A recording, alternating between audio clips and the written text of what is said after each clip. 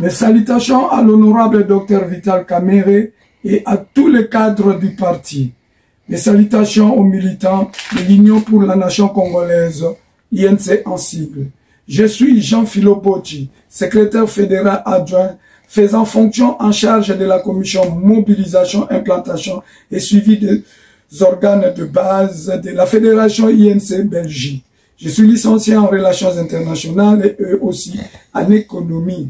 Dans le thème pouvoir politique et possession et conservation du pouvoir, échéance électorale, le sous-thème apport de l'INC Europe pour la compétition de 2023 en RDC est le sujet de mon intervention. Chers camarades, dans son projet de société, selon la vision de son fondateur, l'honorable Dr Vital Kamerhe, l'INC a toujours souhaité voir un Congo réellement démocratique où vit un homme libre et épanoui dans sa triple dimension, à savoir spirituelle, morale, intellectuelle et physique.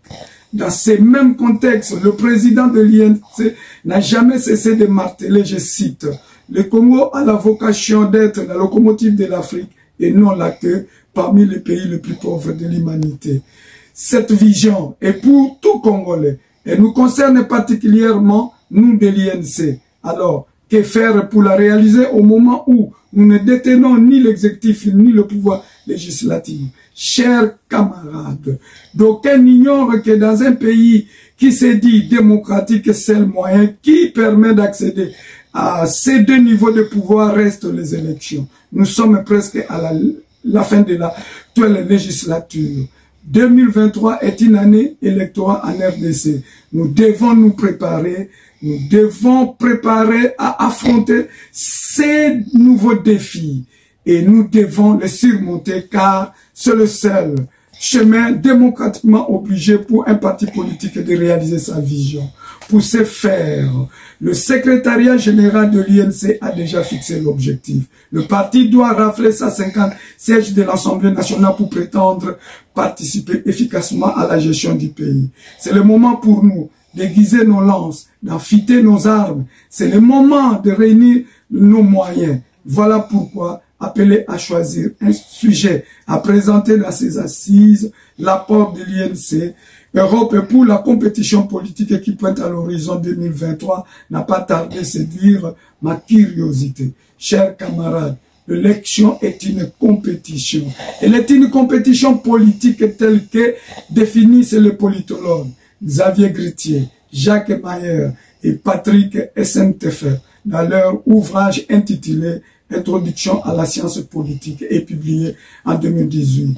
Selon l'ouvrage, la compétition politique, je vais dire les élections comme celles qui seront organisées en 2023 en RDC, est une affaire de groupes politiques qui vise à recueillir le vote des citoyens en vue de conquérir le pouvoir, le gérer, le conserver. J'ajoute envie de mettre en pratique leur projet de société. Comme dans toute compétition, l'INC a un seul enjeu pour les élections de 2023. Nous l'avons dit, gagner 150 sièges de députés à l'Assemblée nationale. Ainsi, chaque entité, chaque membre de l'INC doit mettre la main dans la pâte.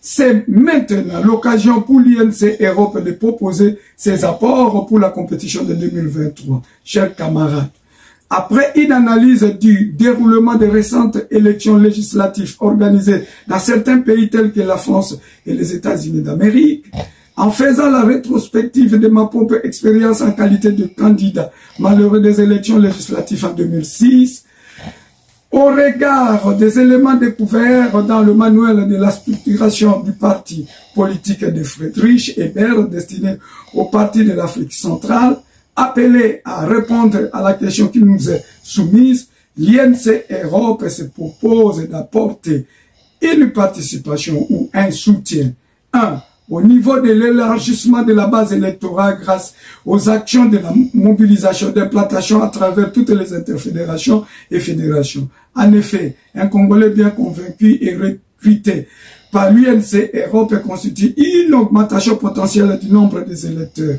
À part le nouveau recrue, il y a ses membres de famille et ses amis qui pourraient être comptabilisés dans la base électorale du parti. aussi l'affiliation à l'INC d'une association ou un partenariat politique ou d'affaires conclu par l'INC est un support potentiel en termes d'électeurs, mais aussi une source d'appui aux élections de 2023 en RDC.